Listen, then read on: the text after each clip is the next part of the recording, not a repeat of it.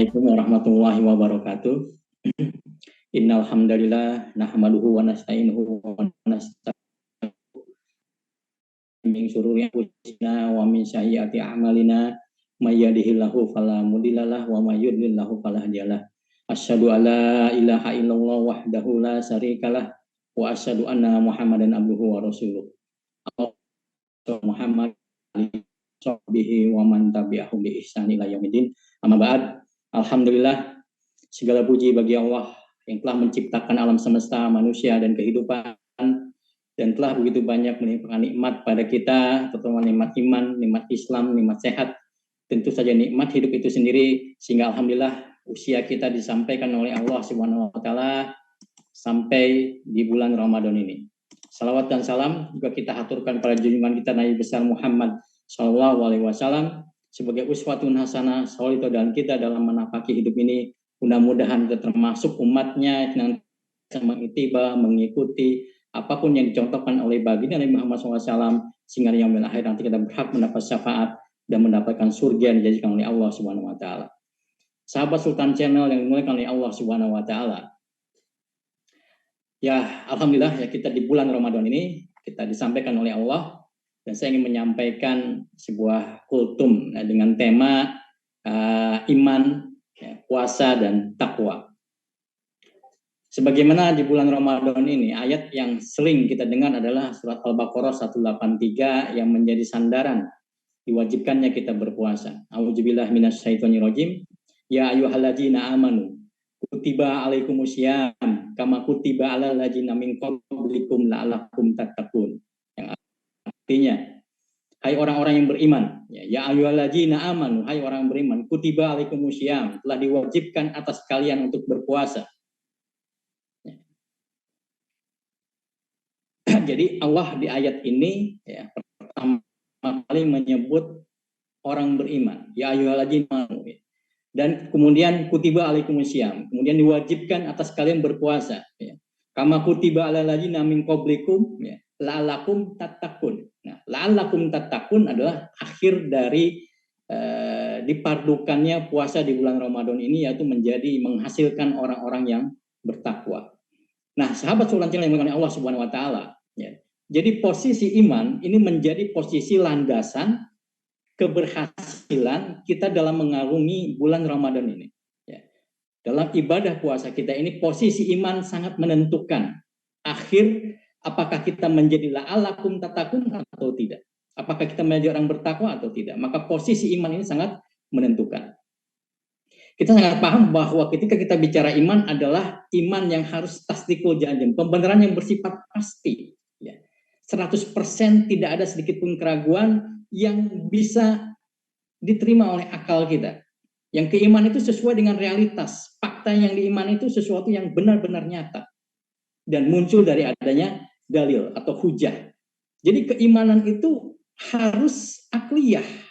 Walaupun ada dalil-dalil nakli dalam perkara keimanan. Dan harus bulat 100% kita menerima wilayah-wilayah yang memang wilayah-wilayah yang menjadi sandaran akidah kita. Ketika kita beriman Allah, kita benar-benar yakin bahwa Allah itu benar-benar ada. Ketika kita beriman kepada Rasulullah, bahwa kita yakin bahwa Rasulullah itu benar-benar Nabi kita. Ketika kita beriman kepada Al-Quran, kita yakin bahwa Al-Quran itu petunjuk hidup kita sebagai imam kita. Gitu. Nah, kalau seseorang sudah beriman seperti itu dan dia melakukan puasa sebagaimana seharusnya berpuasa, yaitu menjaga dari hal-hal yang membatalkan puasa dan juga menjaga dari hal-hal yang membatalkan pahala puasa. Dia akan menundukkan pandangan, dia akan menjaga lisannya, akan menjaga telinga, memperbanyak zikir, memperbanyak baca Al-Quran dan lain sebagainya. Sungguh seorang yang berpuasa dengan keimanan yang sepenuhnya, dengan sebenar-benar keimanan, dan berpuasa dengan sebenar-benar berpuasa, dia akan meraih derajat la'allakum tattaqun. Jamaah Sultan Channel yang dimuliakan oleh Allah Subhanahu wa taala. Ketika kita bicara keimanan, maka ada ayat-ayat Al-Quran yang menggambarkan bagaimana karakter seorang yang beriman itu. Ya. Di surat An-Nisa 65, a'udzubillahi minasyaitonirrajim, fala warabbika la yu'minuna hatta yuhakimuka fima sajara bainahum summa la yajidu harajan mimma qadaita wa yusallimu tasliman. dimulai dimulai pala warubika, Allah bersumpah, maka demi Rabbmu, maka demi Tuhanmu, la yu'minuna, tidak layak seorang itu mengaku beriman. Ya, jadi tidak layak untuk mengaku beriman hatta yuhakimu kafi masajaru bainahum, sehingga mereka menjadikan Rasulullah SAW, menjadikan Muhammad SAW sebagai hakim pemutus perkara perselisihan di antara mereka. Ya. Mimma kemudian di hati mereka itu tidak ada keberatan. Ya. Sumalaya jadi piamsim harajan. Kemudian di hati mereka tidak rasa keberatan terhadap keputusan Rasulullah SAW. Ya. Mimma qadoita wasulimu taslima, dan mereka menerima keputusan tersebut dengan sepenuh hati. Jemaah Sultan yang dimuliakan oleh Allah Subhanahu wa taala. Maka di surat An-Nisa 65 ini posisi keimanan seperti itu. Nah, tidak layak beriman belum mereka menjadikan sebagai, artinya menjadikan Rasulullah sebagai hakim, artinya menjadikan apa yang Rasulullah adalah sebagai pemecah masalah kita. Pertanyaan, apa yang dibawa Rasulullah SAW? Rasulullah SAW membawa Al-Quran dan As-Sunnah. Berarti menjadikan Rasulullah SAW sebagai hakim, menjadikan apa yang dibawa Rasulullah SAW, bukan Al-Quran, As-Sunnah, sebagai hakim pemutus perkara kita. Sebagai problem solving, permasalahan pemecah masalah-masalah yang kita hadapi. Kalau kita merujuk pada Al-Quran dan As-Sunnah, itulah yang dibawa Rasulullah SAW. Jadi artinya menjadikan Rasulullah SAW sebagai hakim, sebagai pemutus perkara, artinya menjadikan apa yang dibawa Rasulullah SAW berupa Al-Quran, As-Sunnah sebagai problem solving permasalahan kita. Apapun masalah kita, baik itu berhubungan masalah hablum minallah, hubungan perkara hubungan kita dengan Allah dalam perkara akidah ibadah, maupun hablum min nafsi, permasalahan perkara tentang pakaian, makanan, akhlak dan lain sebagainya, kita merujuk ke perkara Al-Quran dan As-Sunnah yang dibawa Rasulullah SAW. Begitupun perkara hubungan luar negeri, politik luar negeri, pendidikan, sistem pemerintahan, sistem ekonomi,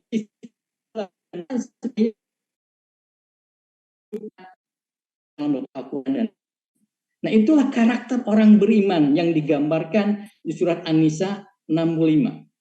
Begitupun hadis riwayat Muslim menggambarkan bagaimana misalnya karakter orang beriman itu. Walladzi nafsi biyadihi, ya, la yu'minun ahadukum hatta yakuna hawahu taba'an lima ji'tu bih. Ya. Jadi demi zat yang jiwaku di tangannya, kata Rasulullah SAW. Ya. Ya. Sungguh di antara kalian tidak beriman hingga hawa nafsunya mengikuti risalah yang aku bawa.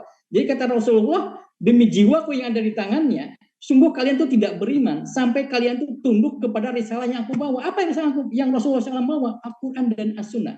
Ini menunjukkan bahwa keimanan itu mengharuskan kita tunduk, patuh, dan taat kepada sesuatu yang kita imani, yaitu Al-Quran dan As-Sunnah. Jemaah sekalian dimuliakan Allah Subhanahu wa taala. Maka ketika seseorang berpuasa dengan karakter keimanan seperti itu dan dia menjaga puasanya, insya Allah di Ramadan dia akan meraih derajat la'alakum tattaqun, menjadi orang-orang yang bertakwa. Sungguh keimanan itu menjadi sandaran. Keimanan itu harus disertai dengan bukti keimanan. Harus disertai dengan amal soleh. Bahwa puasa saat ini adalah konsekuensi dari keimanan. Dan konsekuensi dari keimanan bukan hanya berpuasa, konsekuensi keimanan seorang muslim mewajibkan dia tunduk, patuh, dan taat kepada Al-Quran dan As-Sunnah. Dan menjadikan Al-Quran dan As-Sunnah sebagai pemimpin dan memecah masalah apapun yang dia hadapi. Ya, mudah-mudahan jamaah yang Allah Subhanahu wa taala, di bulan Ramadan ini kita bisa meningkatkan kualitas keimanan kita, sehingga kita hanya mau tunduk, patuh, dan taat kepada sesuatu yang kita imani, yaitu Al-Quran dan As-Sunnah. Mungkin itu saja yang bisa saya sampaikan pada kultum saat ini. Kurang lebihnya mohon maaf. Assalamualaikum warahmatullahi wabarakatuh.